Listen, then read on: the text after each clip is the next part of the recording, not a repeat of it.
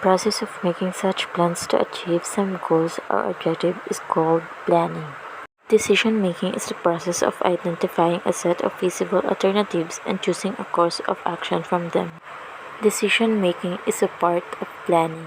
Planning and decision making. Planning and decision making are the most important in managerial functions, and there are many relations between them. Planning is thinking of doing, decision making is part of planning. Next is organizing. Organizing is a function of management that involves developing an organizational structure and allocating human resources to ensure the accomplishment of objectives. The structure of organization is a framework within which effort is coordinated. The structure is usually represented by organization chart, which provides a graphic representation of the chain of command within an organization. Decisions made about the structure of an organization are generally referred to as organizational design decisions. Organizing also involves the design of individual jobs within organization. Decisions must be made about the duties and responsibilities of individual jobs, as well as the manner in which the duties should be carried out. Decisions made about the nature of jobs within the organization are generally called job design decisions. Organizing at the level of particular job involves how best to design individual jobs to most effectively use human resources.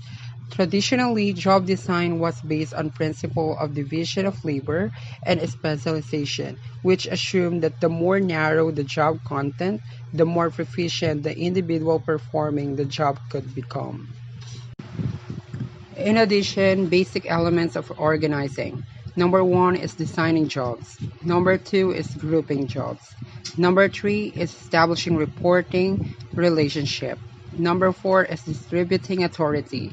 Number five is coordinating activities. And lastly, number six is differentiating between positions. We are going to talk about the third function of manager in basic function of management, which is leading.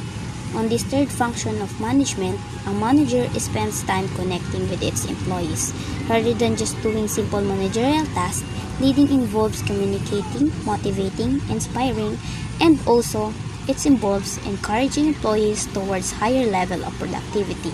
And we all must remember that not all managers are leaders, because a manager tells its subordinate what to do, but a leader sets an example for its subordinate to Next follow. is control.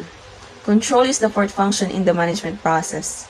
Control means monitoring employees' activities, determining whether the organization is moving towards its goals, and making corrections as necessary. There are four basic steps in control process. The first step is establishing goals and standards.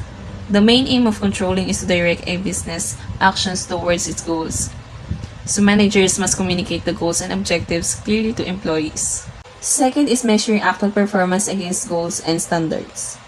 Once managers know what their goals are, they should next measure their actual performance and compare. This basically helps them in knowing whether their plans are working as intended. The third step is determining if the performance matches with the standard. It is an important step in controlling. In this step, the results are measured with the already set standards. The fourth and last step is taking corrective action and re-evaluating the standard. Corrective measures need to be taken when there is a discrepancy. Corrective actions provide protection against loss and stop them from reappearing in future. Control is achieved when behavior and work procedures conform to standard and when the company goals are accomplished.